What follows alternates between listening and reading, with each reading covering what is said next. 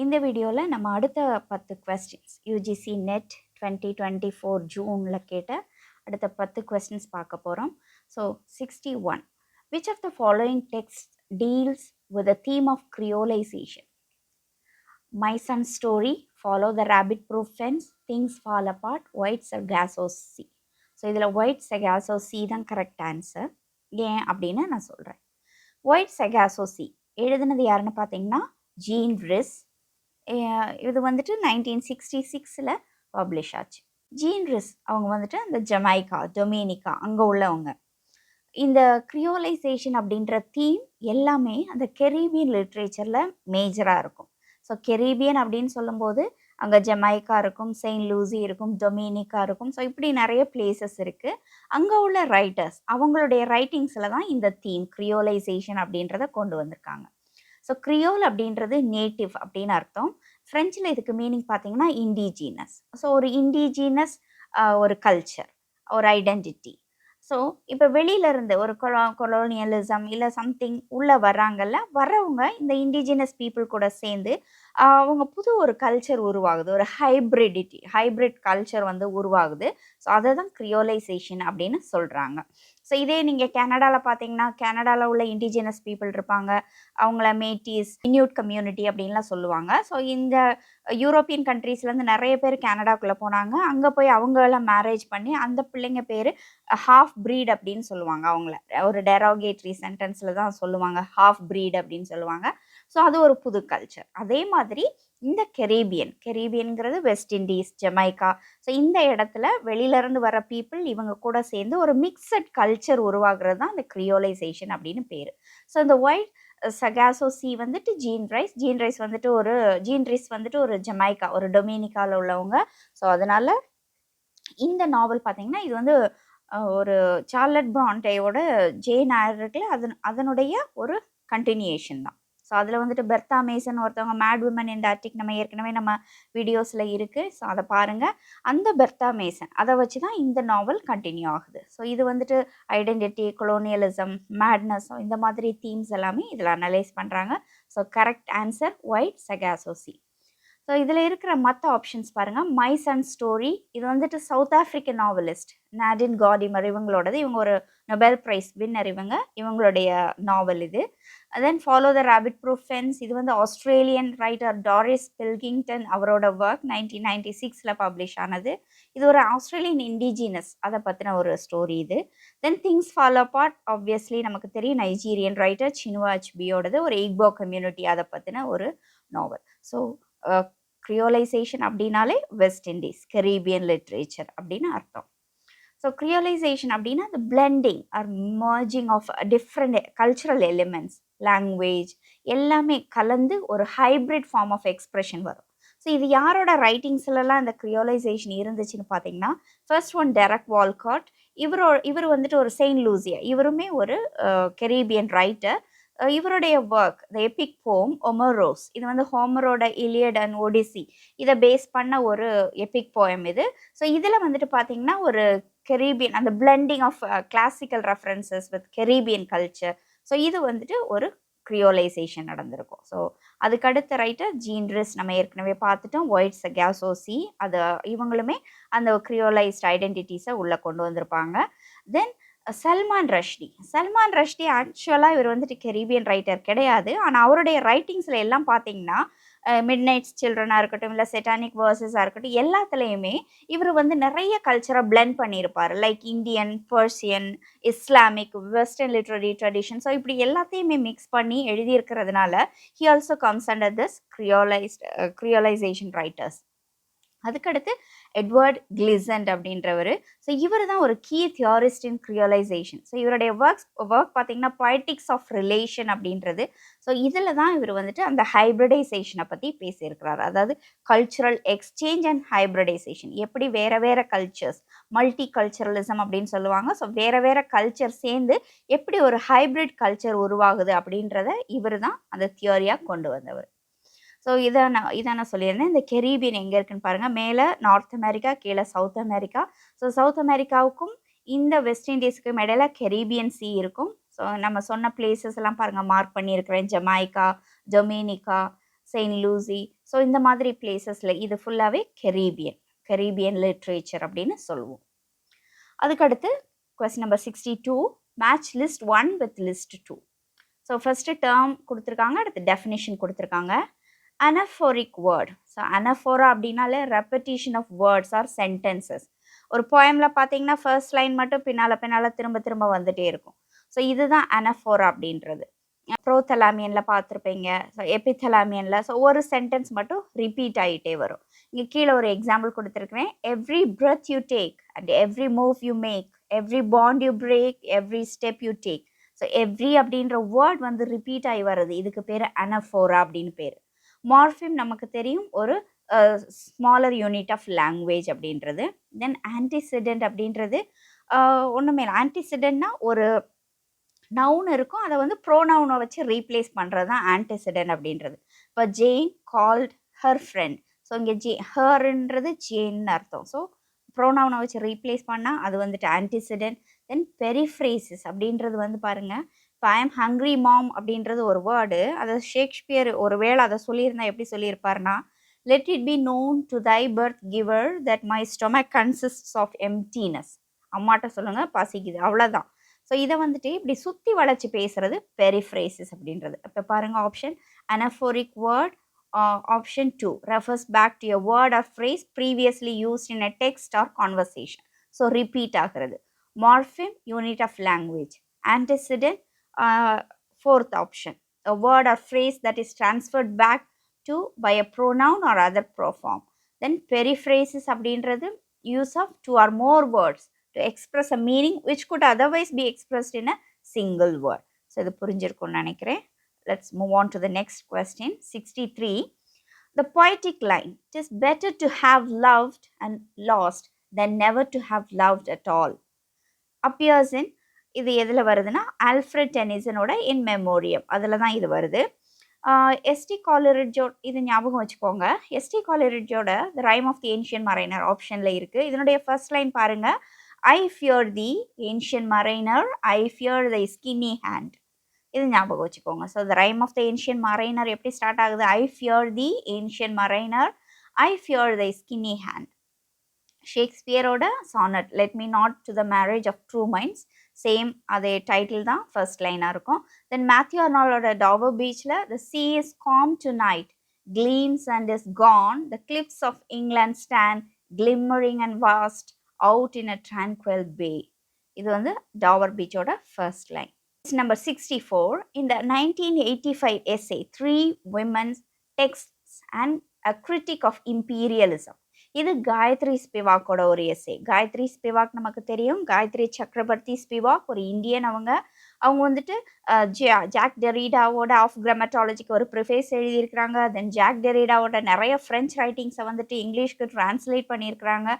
So இவங்க நிறைய can the subaltern speak அப்படின்ற எஸ்ஸேலாம் எழுதியிருக்காங்க.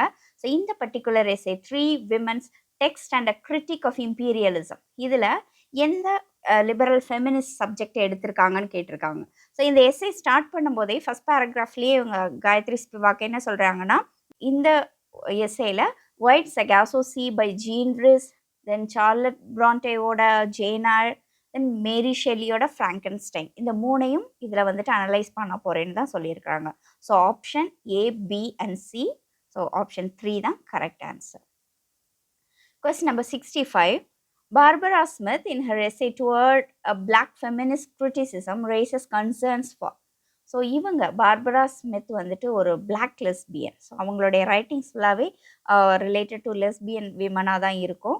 ஸோ பிளாக் லெஸ்பியன் விமன், அதாவது பிளாக் விமன் ரைட்டர்ஸ் நிறைய பேர் இருக்காங்க, ஆனால் பிளாக் லெஸ்பியன் ரைட்டர்ஸ் நிறைய பேர் இல்லை அப்படின்றத வந்துட்டு அவங்க ஒரு ஆதங்கப்படுறாங்க. ஸோ அதனால் கண்டிப்பாக பி அண்ட் டியாக தான் இருக்கும். Option 1 B and D. Then who among the following was not associated with Cambridge School of Critics? So F.R. Lewis, Q.D. Lewis, William Emerson, Kenneth Burke. இது வந்துட்டு கென்னத் பர்க் கிடையாது, ஏன்னா IA Richards தான் Cambridge school of critics. So Cambridge school of critics, இதை வந்து ஒரு tips இருக்குது to remember. IA Richards ரொம்ப கோவக்காரர். அவர் வந்து ஒரு நாள் கேம்பிரிட்ஜிலேருந்து வெளியே வராரு, வந்தால் வில்லியம் எம்சன் கூட சண்டை போட்டுட்ருக்காரு. ஸோ இது அங்கேருந்து ஒரு ட்வின்ஸ் வந்து பார்த்து சிரிச்சிட்ருக்காங்க. அந்த ட்வின்ஸ் யாருன்னா எஃப்ஆர் லீவிஸ், கியூடி லீவிஸ். பாருங்கள், கேம்பிரிட்ஜ் யூனிவர்சிட்டிலேருந்து ஐயர் ரிச்சர்ட்ஸ் வெளியே வராரு, வந்து வில்லியம் எம்சன் கூட சண்டை போட்டுட்ருக்காரு. இதை பார்த்துட்டு இருந்த ட்வின்ஸ் எஃப்ஆர் லீவிஸும் கியூடி லீவிஸும் அவங்கள பார்த்து சிரிச்சிட்டு இருக்காங்க. ஸோ இந்த 4 பேர் தான் கேம்பிரிட்ஜ் ஸ்கூல் ஆஃப் கிரிட்டிக்ஸ். அடுத்து question number 67. Arrange the following literary movement in chronological order of their emergence. So இதில் பார்த்ததுமே உங்களுக்கு தெரியணும், ப்ரீ ரெஃபலைட்ஸ் அவங்க தான் ரொம்ப முன்னாடி இருக்கிறவங்க 1848. ஸோ இவங்க யாருன்னு பார்த்தீங்கன்னா, இப்போ டாண்டே, கேப்ரியல் ரோசட், இவங்க எல்லாருமே பெயிண்டர்ஸ் டர்ன்ட் போய்ட். இவங்க எல்லாம் யாரை இன்ஃப்ளூயன்ஸாக வச்சு எழுதினாங்கன்னா, ரஃபேல், மைக்கேல் ஏஞ்சலோ. ஸோ இந்த மாதிரி பெயிண்டர்ஸை வந்துட்டு இவங்க வந்து இன்ஸ்பிரேஷனாக எடுத்து இவங்களுடைய பெயிண்டிங்ஸை பொயட்ரிக்குள்ளே கொண்டு வந்தாங்க. ஸோ அதனால தான் இவங்க ப்ரீ ரஃபலைட்ஸ் அப்படின்னு சொல்லுவாங்க. 1848 வந்துச்சு. அதுக்கு அடுத்து வந்தது பார்த்தீங்கன்னா இம்ப்ரெஷனிசம் அப்படின்றது they give importance to the characters in the novel. So ரொம்ப அந்த கேரக்டர்ஸை வந்துட்டு வெளியே கொண்டு வரதுக்காக அப்படி ஒரு இதாக பண்ணுவாங்க. அந்த டைமில் விர்ஜீனியா வுல்ஃப் இருந்தாங்க, ஹென்ரி ஜேம்ஸ், இவங்க எல்லாமே என்ன பண்ணாங்க, அப்புறம் அவங்களுடைய நாவலில் உள்ள கேரக்டர்ஸை வந்துட்டு அதை வந்துட்டு ஒரு இம்ப்ரெஷன் க்ரியேட் பண்ணணும்னு சொல்லிட்டு அதுக்கு ஒரு இம்பார்ட்டன்ஸ் கொடுக்க தொடங்கினாங்க. ஸோ அதுக்கு அடுத்து வந்தது 1860 இம்ப்ரெஷனிசம். அதுக்கு அடுத்து பார்த்தீங்கன்னா ஃபியூச்சரிசம், தென் இமேஜிசம், அதுக்கடுத்து அப்சர்டிசம் வேர்ல்டு வார் செகண்டுக்கு பிறகு வந்துச்சு 1950. ஸோ ஆப்ஷன் 4 EBDAC இதுதான் கரெக்ட் ஆன்சர். இப்போ பாருங்கள், இம்ப்ரெஷனிசம் யாரோட ரைட்டிங்ஸ்லாம் மேஜராக இருந்துச்சுன்னு பார்த்தீங்கன்னா, ஜோசப் கான்ராட். அவரோட Heart of Darkness, Lord Jim, இதில் எல்லாமே கேரக்டர்ஸ்க்கு தான் ரொம்ப முக்கியத்துவம் கொடுத்தாங்க. தென் வர்ஜீனியா வுல்ஃபோட To the Lighthouse, Mrs Dalloway, இதில் எல்லாம் பார்த்தீங்கன்னா அந்த கேரக்டர்ஸ். தென் மார்சல் ப்ரௌஸ்ட் அவரோட In Search of Lost Time, Henry ஜேம்ஸோட Portrait of a Lady, the Turn of the Screw. So இதில் எல்லாமே கேரக்டர்ஸ்க்கு இம்பார்ட்டன்ஸ் கொடுத்தாங்க. அதுதான் இம்ப்ரெஷனிசம் அப்படின்றது. அதுக்கடுத்து அப்சர்டிசம் நமக்கு தெரியும், வேர்ல்டு வாருக்கு பிறகு மக்கள் வந்துட்டு என்னடா வாழ்க்கை அப்படின்ற மாதிரி ஆயிடுச்சு, ஒரு மீனிங்லெஸ் லைஃபாக மாறிச்சு. ஸோ அந்த டைமில் வந்த ரைட்டிங்ஸ் எல்லாம் தான் அந்த அப்சர்டிசம் அப்படின்றது. ஸோ இதில் முக்கியமானவங்க யாருன்னு பார்த்தீங்கன்னா, ஆல்பர்ட் கேமு. ஸோ இவரோட த Stranger, the myth of Sisyphus, so இதெல்லாமே அவருடைய மேஜர் ஒர்க். தென் சாமுவல் பெக்கெட் நமக்கு தெரியும், waiting for guarded, end game, இதெல்லாமே அவருடைய அப்சர்ட் பிளேஸ். தென் யூஜின் ஆயனஸ்கோ, இவரோட த பால் சொப்ரானோ, ரைனோசரஸ், ஸோ இதெல்லாமே அப்சர்ட் பிளே. தென் ஃப்ரான்ஸ் காஃப்கா, இவர் முன்னால் இருந்தாலுமே இவருடைய மெட்டாமோஃபோசிஸ், த ட்ரையல், த கேசல், இது எல்லாமே இந்த அப்சர்டிட்டியை கொண்டு வரதுனால இவரையுமே அந்த அப்சர்டிசம் அதுக்குள்ளே கொண்டு வராங்க. ஸோ இது ஈஸியாக மனசில் வச்சுக்கிறதுக்கு அல்சா யூஃப்ரா அப்படின்னு ஞாபகம் வச்சுக்கோங்க. ஸோ அப்சர்டிசம் அப்படின்னாலே அல்சா யூஃப்ரா. அல்னா Albert Camus, then Samuel Beckett, Eugene Ionesco, ஃப்ரான்றது ஃப்ரான்ஸ் காஃப்கா. ஸோ அல்சா யூஃப்ரா. தென் ப்ரீ ரஃபலைட்ஸ் நம்ம ஏற்கனவே பார்த்தோம். ஸோ டாண்டே, கேப்ரியல் ரோசட், இவருடைய பிளஸட் டேம்சல், பக்கத்தில் ஒரு பிக்சர், ஒரு லேடி, அழகான லேடி, அவங்க கையில் ஃப்ளவர்ஸ் எல்லாம் இருக்குது, கீழே குழந்தைங்களாம் இருக்காங்க. ஸோ இந்த பிக்சரை பெயிண்ட் பண்ணது ரோசெட்டு தான். ஸோ பிளஸட் டேம்சல் ஒரு போயம் கூட இருக்குது. ஸோ அதனால தான் இவங்களை ப்ரீ ரஃபலைட்ஸ் அப்படின்னு சொல்கிறாங்க. அதுக்கடுத்து வில்லியம் ஹால்மன் ஹண்ட் அப்படின்றவர். ஸோ அவர் பக்கத்தில் ஒரு ஜீசஸ் ஒரு பிக்சர் வரைஞ்சிருக்கார், பெயிண்டிங் பண்ணியிருக்கிறாரு, கையில் லைட் வச்சுருக்கிற மாதிரி. So the light of the world அப்படின்ற போயம் அது. இதுவும் அவர் பண்ணது. தென் ஜான் எவரட் மில்லைஸ் அப்படின்றவர், அவருடைய ஒஃபீலியா, இந்த ஒரு லேடி படுத்திருக்க மாதிரி அப்படியே நேச்சுரலாக இருக்கும், சைடில் பூவெல்லாம் இருக்கும், அந்த தண்ணியில் படுத்திருக்கிற அந்த எஃபெக்ட் அப்படியே கொடுத்துருப்பாரு. ஸோ இது ஒஃபீலியா. தென் எலிசபெத் சிடல்ங்கிறவங்க லேடி கிளார் அப்படின்ற அந்த ஒரு பெயிண்டிங் பண்ணியிருக்காங்க. ஸோ இவங்க தான் Pre Raphaelites. Dante, Gabriel Rossetti, William Holman Hunt, John Everett Millais, Elizabeth Siddal. So இதை ஈஸியாக ஞாபகம் வச்சுருக்கிறதுக்கு டாவி ஜோயல் அப்படின்னு ஞாபகம் வச்சுக்கோங்க. டா அப்படின்னா டாண்டே, வி அப்படின்றது வில்லியம், தென் ஜேவோன்றது ஜான், இஎல்ங்கிறது எலிசபெத். டாவி ஜோயல். ப்ரீ ரஃபலைட் டாவி ஜோயல். இதே அப்சர்டிசம் அல்சா யூஃப்ரா. அதுக்கடுத்து 68. Who among the following was not a proponent of Oxford movement? So Oxford movement Cambridge ஏற்கனவே நம்ம பார்த்துட்டோம். I A Richards, William Empson, FR Leavis, QD Leavis. இப்போ ஆக்ஸ்ஃபோர்ட் மூவ்மெண்ட்.